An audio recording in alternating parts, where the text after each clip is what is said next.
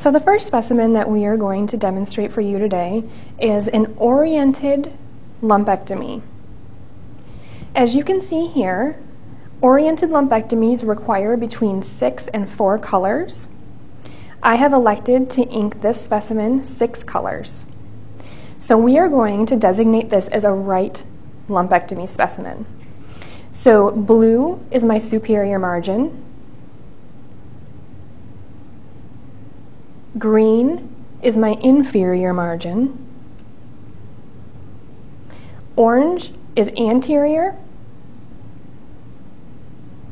Black is posterior.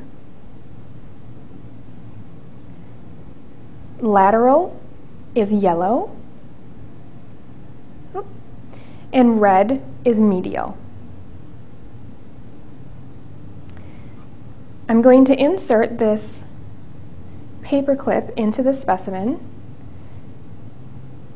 and demonstrate to you what a lumpectomy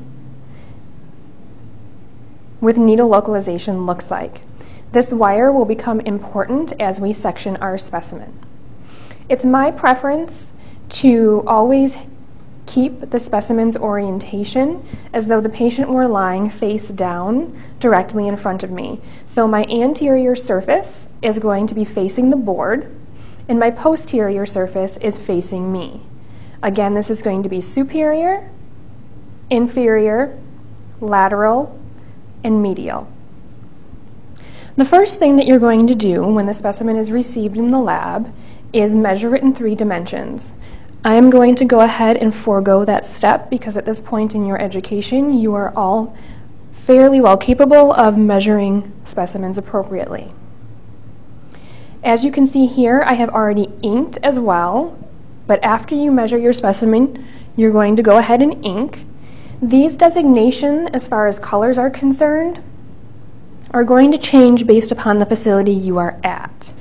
Most of the time, people do try to keep superior blue because it's blue like the sky, and inferior green because it's green like the grass. The other 4 colors can vary. So now that we have measured, oriented, and inked our specimen, we're going to go ahead and section it. Now it's important for you to maintain the needle localization wire within the specimen while you are sectioning. And that is because you always need to document the slice number that the needle tip ends in. Breast specimens are always sectioned perpendicular to the long axis. So in this particular instance, the long axis here is going to be from superior to inferior.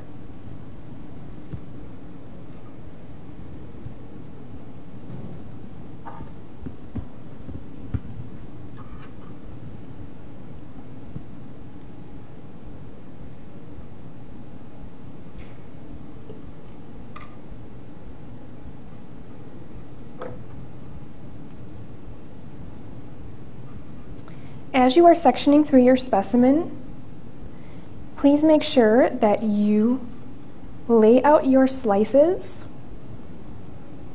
in a sequential fashion on a paper towel like this. It helps to maintain orientation, and it also helps for you to organize your dictations. Okay, so as you can see, at this point, we have reached the tip of the needle localization wire. So within our dictation, we would document that the tip of the needle localization wire ended within slice 4.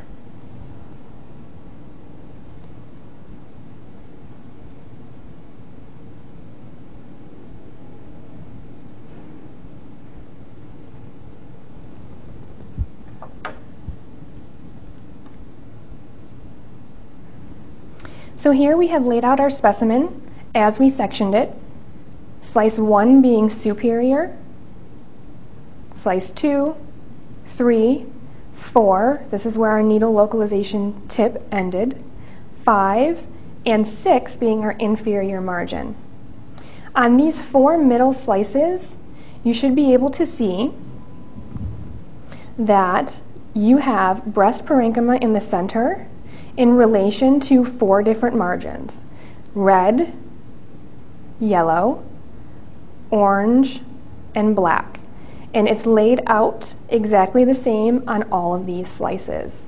And that's going to allow you the best visualization for you to measure your lesion in relationship to those 4 margins. Now you also need to comment on the distance of the lesion to the superior margin and the inferior margin. These 2 slices, the first and the last, need to be further sectioned so that the breast parenchyma can be observed in relation to the ink. So these end pieces always need to be submitted on edge.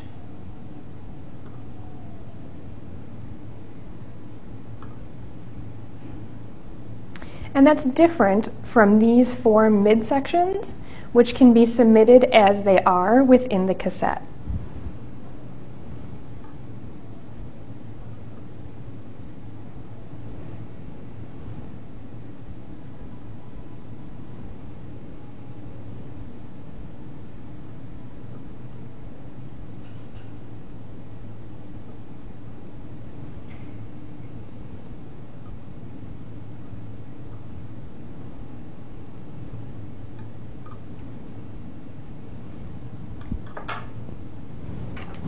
To further help me keep my specimen organized, I always label the piece of paper towel where I lay my specimens out on.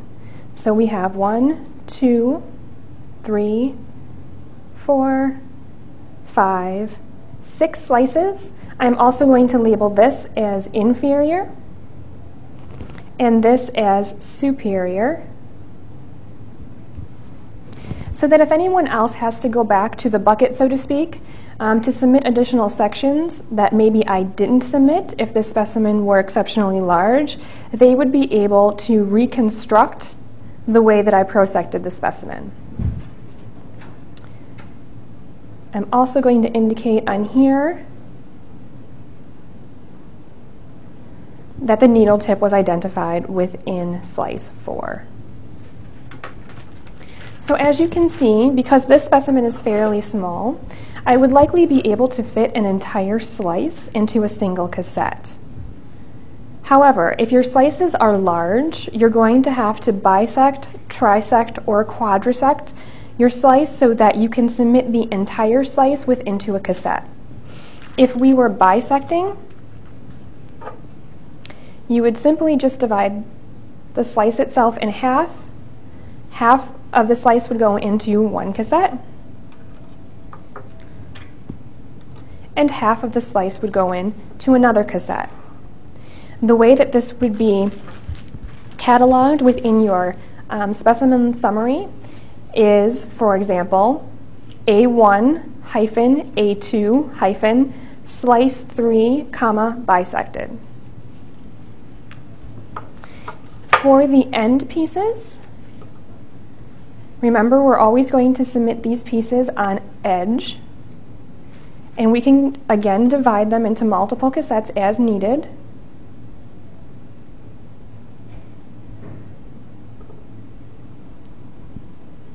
And you would document this in your cassette summary as, for example, A1-A2- slice 6, sectioned, inferior margin.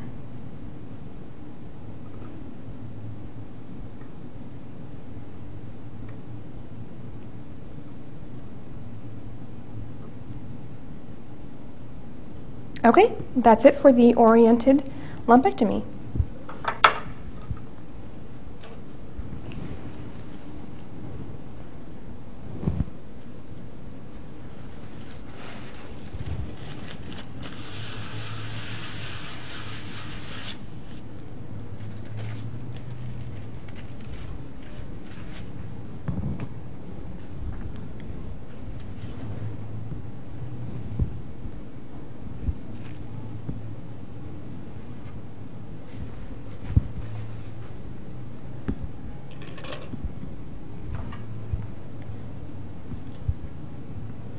This specimen is going to represent an excisional biopsy.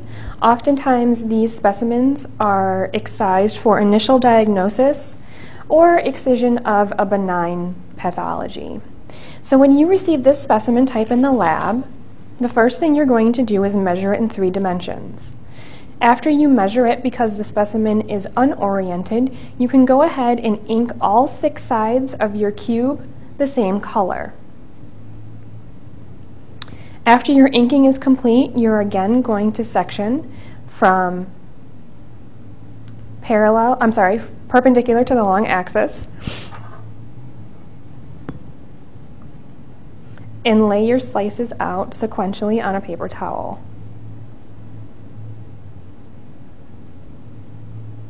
The principles that we discussed in the first video still apply to this specimen type. The main difference being the number of ink colors you're going to use and how the specimen is going to be submitted.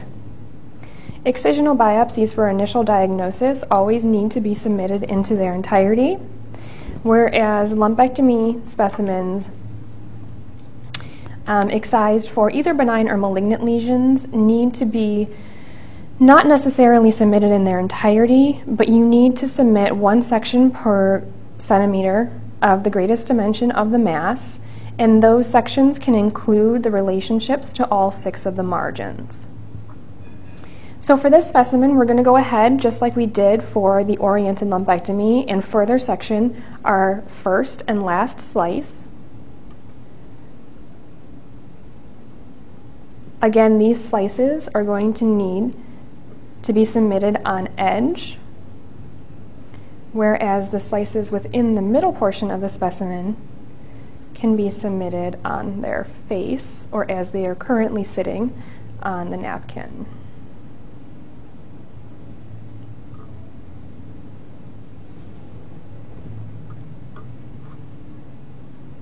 Most excisional biopsies are fairly small in size, so it usually doesn't take any more than 10 to 15 cassettes to submit them in their entirety. Please be cautious of the thickness of your slices for breast cases. Because breast is predominantly adipose tissue, it is notoriously difficult to fix, and if your slices are too thick, they're not going to process accordingly, and histology will have a difficult time sectioning the blocks. So again, because we're going to submit this entirely, all of this first slice is going to be submitted into a cassette on edge. The second, third, fourth, and fifth slices can be directly put into a cassette as they sit. And our last 6th slice is going to be submitted on edge.